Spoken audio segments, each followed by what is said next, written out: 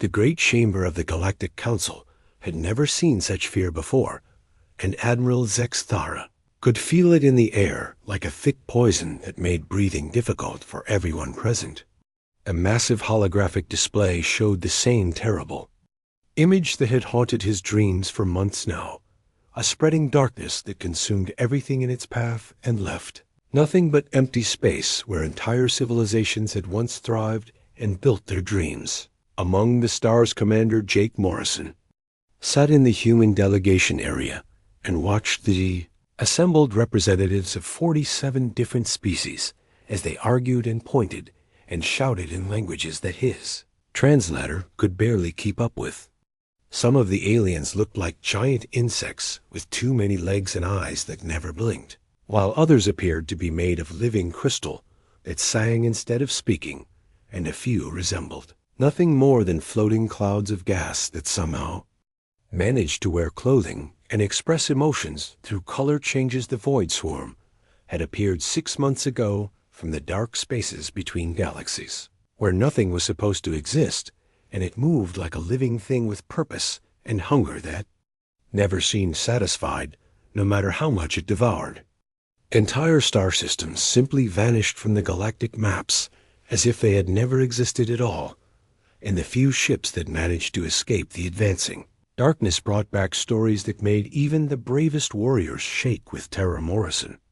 had earned his place at this table through 20 years of fighting and conflicts across the galaxy, and he was the only human to ever receive the Council's highest military honors after he had saved 3 different species from extinction during the Outer Rim Wars. The other delegates respected him, even though humans were still considered newcomers to galactic politics, since Earth had only joined the Council 50 years ago, when they developed faster-than-light travel. Admiral Zexthara activated another hologram that showed the tactical situation, and Morrison could see that the swarm had consumed nearly 12% of the galaxy already, and was moving toward the core worlds where billions of beings lived and worked and raised their families. The Krillian Admiral's 4 arms gestured at the display, while his scaled face showed the exhaustion of someone who had not slept properly in weeks. Council had tried everything they could think of to stop the advancing darkness, and Morrison had read all the battle reports during his flight to the Council chambers. Their most advanced fleets had been swallowed whole without even slowing the swarm down, and their greatest champions had vanished into the void along with their ships and crews. Weapons that could destroy planets had no effect on whatever the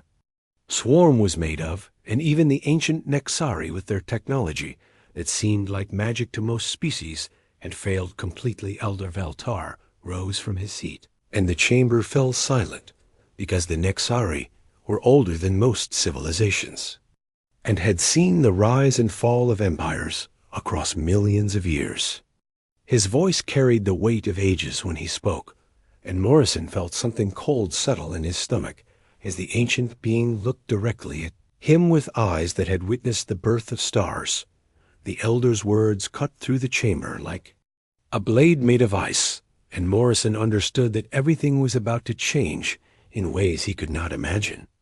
Veltar spoke of needing someone unpredictable, and someone whose species had never truly lost a war when they committed everything to winning it, and Morrison realized that all the other delegates were now staring at him with expressions that mixed hope with pity. The vote was unanimous, and Morrison found himself standing before the assembled Council as they formally requested that humanity provide their champion for what everyone knew was likely a suicide mission. The orders were simple enough in words, but impossible in practice. Find the source of the Void Swarm and stop it by any means necessary, even if those means had never been tried before. Morrison accepted the mission because that was what humans did when faced with impossible odds, and because he understood that sometimes one person had to stand between the darkness and everything worth protecting. Lieutenant Amy Brooks, his aide, reminded him quietly that humanity had built its reputation by refusing to back down from fights that everyone else said could not be won. As he prepared to leave the council chambers, Morrison looked back at the great assembly and wondered if he would ever see this place again, or if his bones would join the countless others floating in the void between stars. The weight of 47 civilizations rested on his shoulders now, and he carried it, the way his ancestors had carried their burdens across continents and oceans, and eventually to the stars. Themselves, the ship was waiting for him in the military. Dox and Morrison walked toward it with steady steps, because fear was a luxury. He could not afford, when the entire galaxy was counting on him, to find a way to stop something that had already proven unstoppable. Behind him, the council continued their debates and preparations, but ahead of him lay only darkness and the unknown. The ship Terra's edge cut through space like a silver needle threading through black fabric, and Morrison felt the familiar hum of the engines beneath his feet as he studied the star charts that showed the path of destruction left behind by the void swarm. The experimental vessel represented the best of human engineering, with stealth systems that could hide from almost any sensor and weapons that packed enough firepower to level a small moon CORE. The ship's artificial intelligence spoke to him in a voice that sounded almost human, but carried an electronic undertone that reminded Morrison he was talking to a machine built from circuits and code rather than flesh and blood. The AI had been programmed with every piece of tactical knowledge that humanity had gathered over centuries of warfare, and it analyzed enemy patterns faster than any organic mind could process information. They passed through the outer rim territories, where entire systems lay dead and empty like graveyards, floating in the void. And Morrison documented everything he saw for the historical record, even though he doubted anyone would ever read his reports. Planets that had once been green and blue and full of life now drifted as lifeless rocks, stripped of their atmospheres, and the space stations that had orbited them were simply gone without even debris to mark where they had been. The first encounter with void creatures happened near what had once been the Altair mining colony, and Morrison barely had time to react when shadows that moved like living things erupted from the darkness around his ship. They had no solid form that sensors could lock onto, but they tore through conventional shields like tissue paper and reached for the Terra's edge with appendages that seemed to bend space itself. Morrison threw the ship into a spinning dive toward the nearest asteroid field, while Core fired every weapon they had at the writhing darkness that pursued them like hungry wolves chasing wounded prey. The shadows absorbed laser fire and plasma bolts without any visible effect, and Morrison realized that conventional tactics would get him killed in the first few minutes of any real fight. He did what humans had always done when faced with enemies that seemed impossible to defeat, and started thinking in ways that no military academy had ever taught him. The ship's engines could be overloaded to create an energy burst that would fry most electronics, and Morrison angled the Terra's edge so that the engine wash would hit the pursuing shadows, while he used chunks of asteroid rock as improvised projectiles.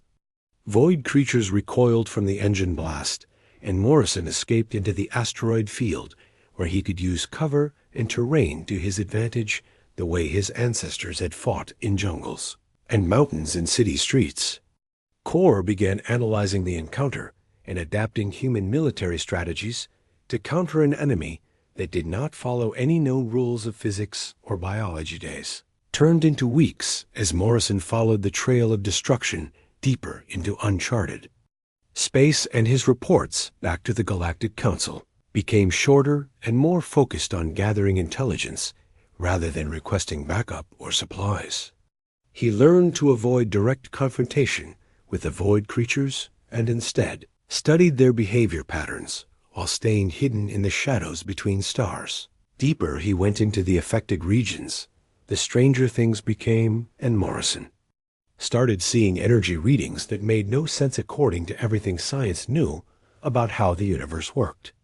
Space itself seemed twisted in some areas, and his instruments detected gravity wells where no massive objects existed, and temporal distortions that made clocks run backward or forward at random intervals CORE, became increasingly concerned about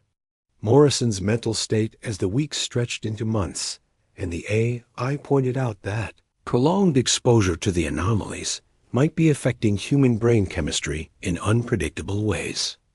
Morrison insisted that he felt fine, but privately, he had to admit that reality seemed less solid than it had when he started this mission, and sometimes he caught himself having conversations with people who were not actually there. The breakthrough came when Morrison detected an energy signature that did not match anything in the galactic databases and seemed to pulse with a rhythm that reminded him of a heartbeat or breathing pattern. Following the signal led him toward a region of space that appeared completely empty on all sensors, but radiated a sense of wrongness that made his skin crawl and his teeth ache as he approached the source of the signal. Morrison began to understand that the void swarm was not mindless as everyone had assumed, but was being directed by something with intelligence and purpose. The creatures were not random destroyers, but followed patterns and strategies that suggested a controlling mind behind their actions. His final transmission to the Galactic Council consisted of a single word that he spoke into the communication, a ray before cutting all contact with the outside universe. Morrison had found something in the darkness between realities and whatever he discovered that would change everything. He thought he knew about the nature of existence itself. The Terra's edge drifted toward coordinates that did not exist on any map, while Morrison prepared himself for a confrontation that would determine whether consciousness had the right to exist in a universe that might have other plans for the space between stars. Morrison found himself standing in a place that should not exist according to every law of physics he had ever learned, and the ground beneath his feet felt solid, even though his instruments insisted there was nothing but empty space in all directions. The pocket dimension existed between realities, like a bubble of possibility floating in an ocean of absolute nothingness, and the air tasted of copper and ozone with an underlying sweetness that reminded him of flowers blooming in a graveyard. Entity that called itself the Harbinger appeared before him without warning, and Morrison had to fight the urge to reach for weapons that would be useless against something that existed more as an idea than a physical being.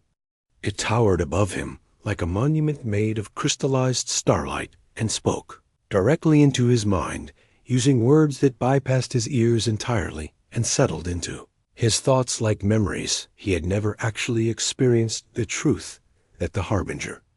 revealed hit Morrison like a physical blow, and he staggered backward as his understanding of the universe collapsed and rebuilt itself around concepts that human language had no words to express properly. The void swarm was not an invasion force from some distant galaxy, but a cleaning mechanism built into the fabric of reality itself and designed to activate whenever consciousness reached certain dangerous thresholds.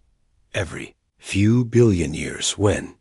civilizations grew too complex and their emotions became too strong, the cleansing would begin automatically, like an immune system responding to an infection. The universe had been designed by forces that existed before time began, and they had built safeguards to prevent consciousness from corrupting the pure emptiness that was supposed to be the natural state of all existence. The Harbinger explained that it had once been a being of pure logic from the early days of the universe, when thought was simple and emotions had not yet evolved to complicate the clean mathematical patterns that governed reality. It had watched as consciousness spread like a virus through the galaxy, and seen how feeling and dreaming and hoping created chaos where there should have been perfect order and harmony. Morrison felt his mind reeling as he tried to process the implications of what he was learning, and he realized that this was not a war that could be won with better tactics or more powerful weapons. This was a fundamental conflict about whether life and consciousness had any right to exist at all in a universe that seemed designed to function without the messy complications that came with beings who could think and feel and dream. The ancient entity showed him visions of previous cleansings that had wiped entire galaxies clean of life, and left behind only the mathematical purity that the universe's creators had intended. Civilizations that had lasted millions of years and built wonders that touched the edges of reality itself had been erased as if they had never existed, because their very existence was considered a form of contamination. The Harbinger revealed that it had been imprisoned by others of its kind because it had begun to question whether consciousness was truly an aberration that needed to be corrected, or if perhaps the universe had evolved beyond its original purpose. It had tried to stop the cycle of cleansing, but was bound by cosmic laws that prevented it from acting directly against the will of the majority. Morrison understood now why the Galactic Council's weapons and warriors had failed so completely against the Void Swarm, because they were fighting against the universe itself, and no amount of conventional force could overcome something that was built into the basic structure of reality. The creatures were not aliens that could be reasoned with or defeated, but were more like antibodies responding to what they perceived as a dangerous infection. The choice that the Harbinger offered him was simple in its starkness, and Morrison felt the weight of every living being in the galaxy pressing down on his shoulders as he considered his options. He could accept the inevitable cleansing and allow himself and everyone he had ever known to die peacefully without pain, or he could attempt something that had never been tried before in all the billions of years since the universe began. Morrison thought about Earth and the blue skies he had grown up under, and the sound of children laughing in playgrounds while their parents watched with expressions of love and hope and fierce protectiveness. He remembered the music that humans created when they were sad, and the art they made when they were happy, and the stories they told to help each other make sense of a universe that often seemed too big and cold and empty to care about individual lives. The human commander made his decision with the same stubborn determination that had carried his species from caves to cities to the stars themselves, and he chose to fight for every living being in the galaxy, even if it meant challenging forces that had existed since before the first stars formed. He would argue the case for consciousness itself and prove that thinking and feeling and dreaming added value to the universe rather than corrupting it. The Harbinger watched him with something that might have been admiration or pity, and explained that what Morrison was proposing would require him to engage in metaphysical combat with entities that existed beyond normal space and time. He would be fighting a battle of ideas and concepts where the weapons were logic and passion, and the prize was the right of consciousness to continue existing. Morrison accepted the challenge because that was what humans did when faced with impossible odds, and because he refused to let the universe erase every song that had ever been sung, and every story that had ever been told, and every dream that had ever been dreamed by beings who dared to hope for something better than mere survival. Morrison began what he called the Great Argument, and found himself standing before cosmic entities that existed as pure concept and thought, while using core as both translator and amplifier to carry his words across dimensions that human minds were never meant to perceive. The ancient judges appeared as geometric shapes that hurt to look at directly, and spoke in mathematical equations that described the fundamental laws governing reality itself. He started with the basics and explained what consciousness meant to the billions of beings scattered across the galaxy, who woke up each morning with hopes and fears and dreams that drove them to build and create and love, despite knowing that their lives were brief and fragile. Morrison spoke of human art and how people painted pictures of sunsets, even though the sun would rise and set whether anyone watched it or not, because the act of creating beauty was itself beautiful. The cosmic entities dismissed his emotional arguments as proof that consciousness was indeed an unstable corruption that introduced chaos into the clean mathematical patterns that should govern all existence. They showed him equations that demonstrated how consciousness created unpredictable variables that disrupted the elegant simplicity of a universe that functioned perfectly well without the messy complications of feeling and thinking. Morrison responded by pulling up recordings from Core's memory banks and showing them human music that had been composed by people who were suffering or dying or facing impossible odds. He played them symphonies written by composers who were going deaf and songs sung by soldiers who knew they might not live to see another dawn, and lullabies hummed by mothers holding children who might not survive to adulthood when the ancient judges pointed out that such music was born from pain and therefore proved that consciousness created unnecessary suffering. Morrison did something that no being had ever done in their presence before, and he laughed with genuine amusement at the absurdity of trying to explain human nature to entities that had never experienced joy or sorrow or the bittersweet beauty of impermanences.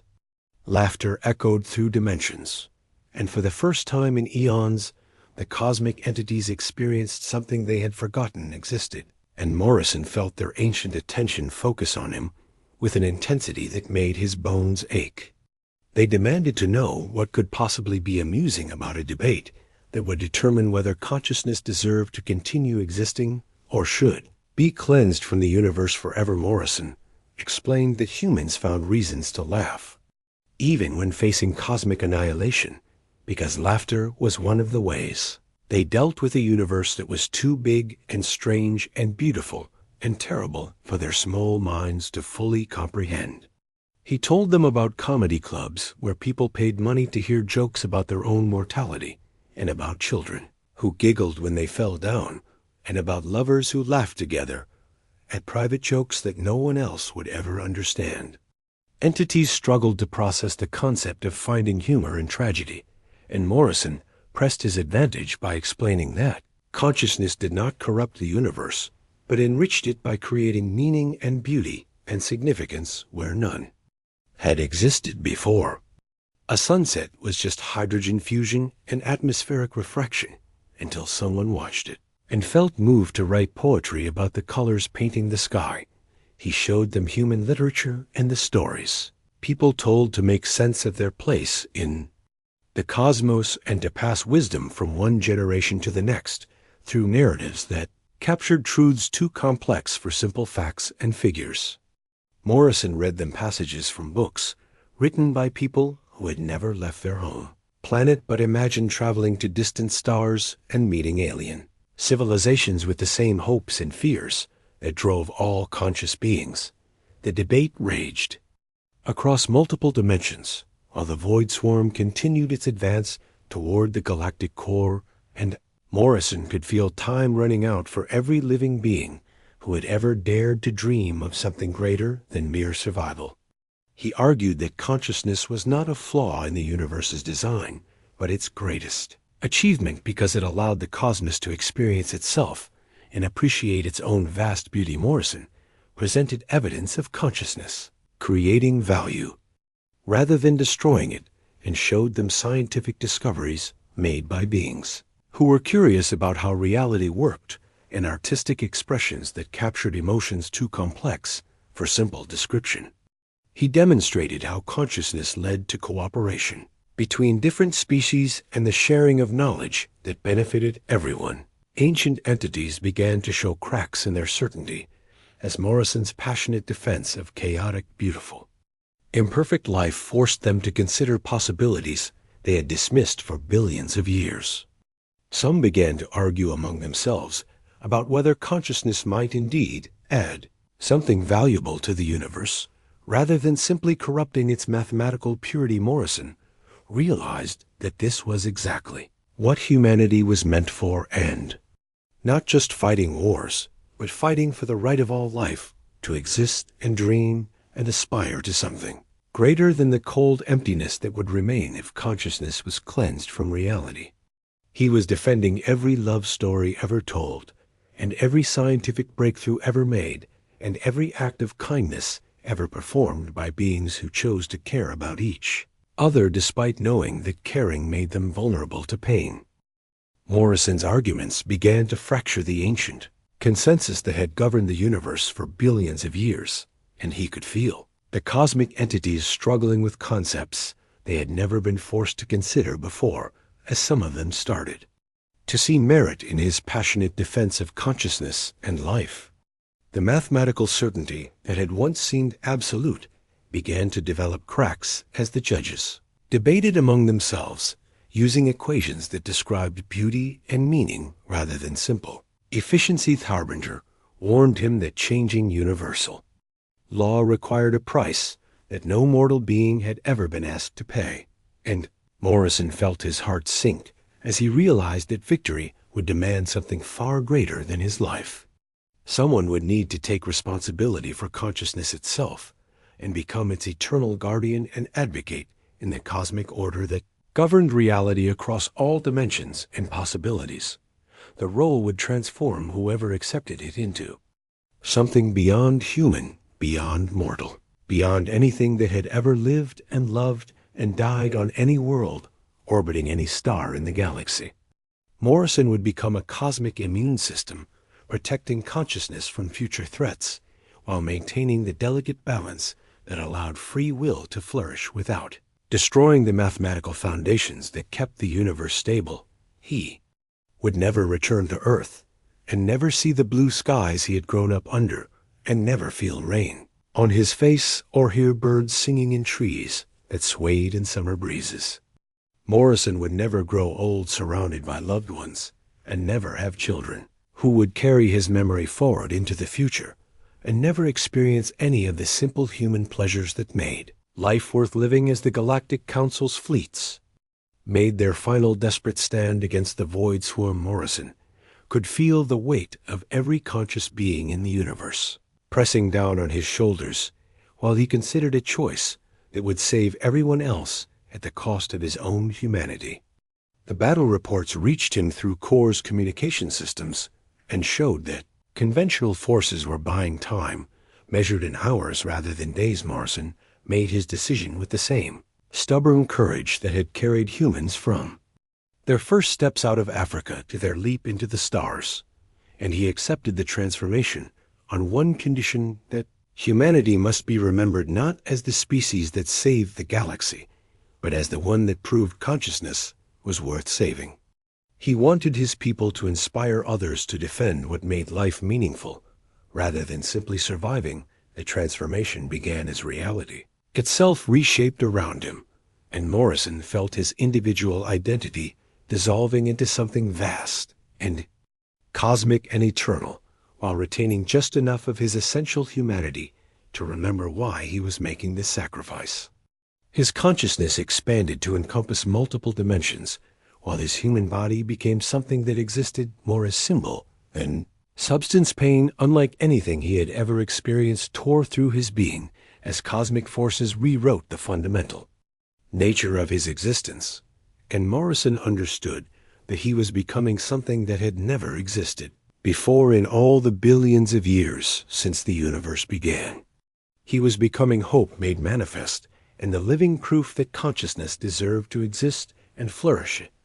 His last truly human thought was a message he sent across the galaxy through communication channels that bypassed normal space and time and reached every conscious being simultaneously.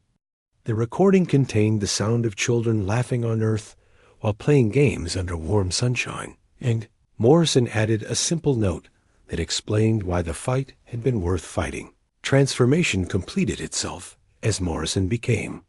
something beyond names and faces and individual identity, while retaining the core values that had driven him to stand against cosmic forces that considered consciousness an aberration. He would spend eternity ensuring that beings throughout the universe could continue to laugh and love and dream and create beauty in defiance of a cosmos that was vast and cold and empty. The Void Swarm received new instructions through channels that existed outside normal reality, and the cleansing mechanism that had threatened to erase all conscious life simply stopped its advance and began to withdraw to the spaces between galaxies, where it would wait for orders that would never come.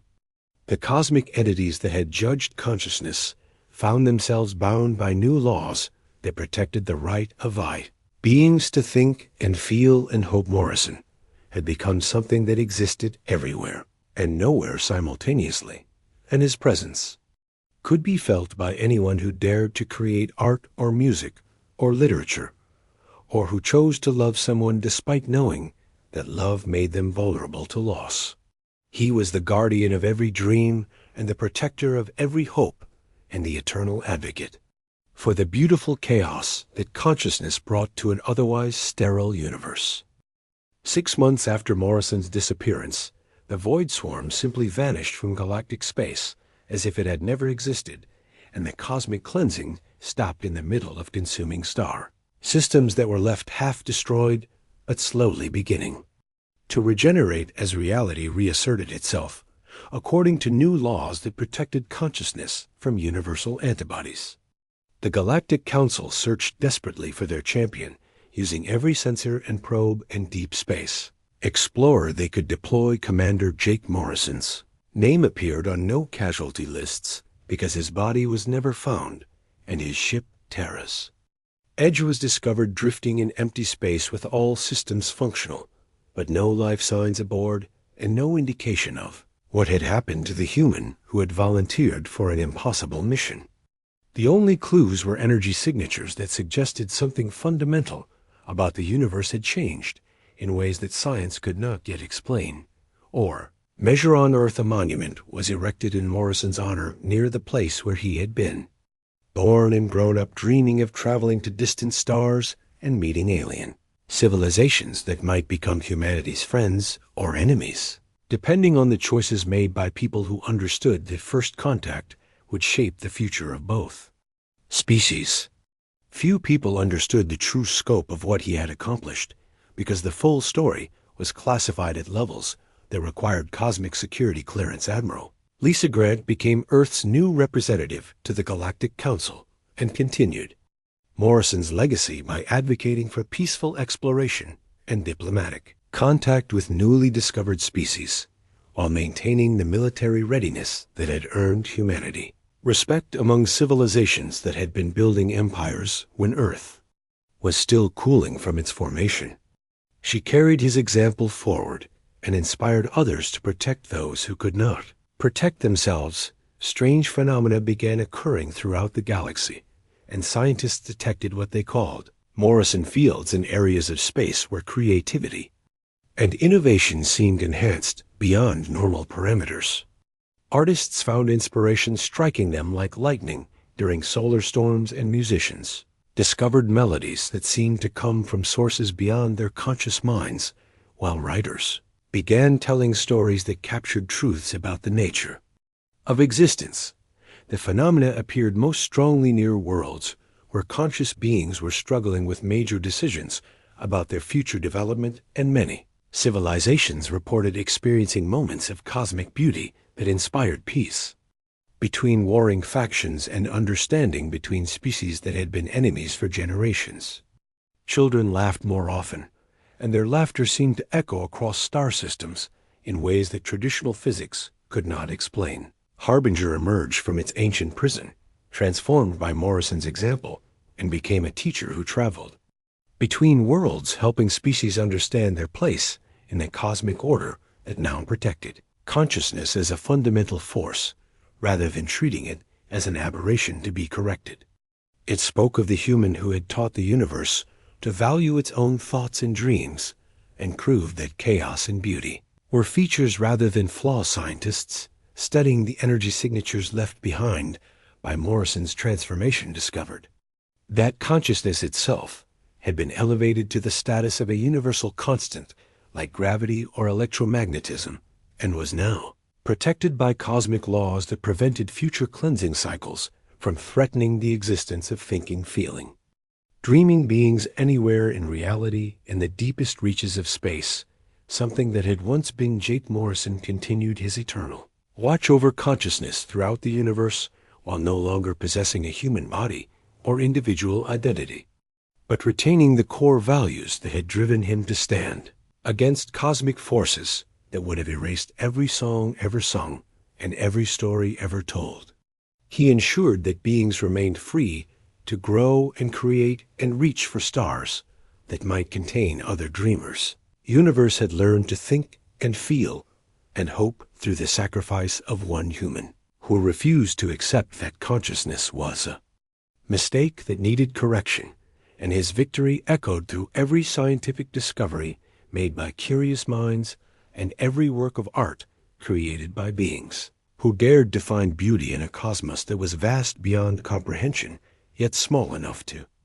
contain love. Children throughout the galaxy grew up in a universe that protected their right to dream, and adults found themselves inspired to create beauty and meaning, despite knowing that their individual lives were brief and fragile, because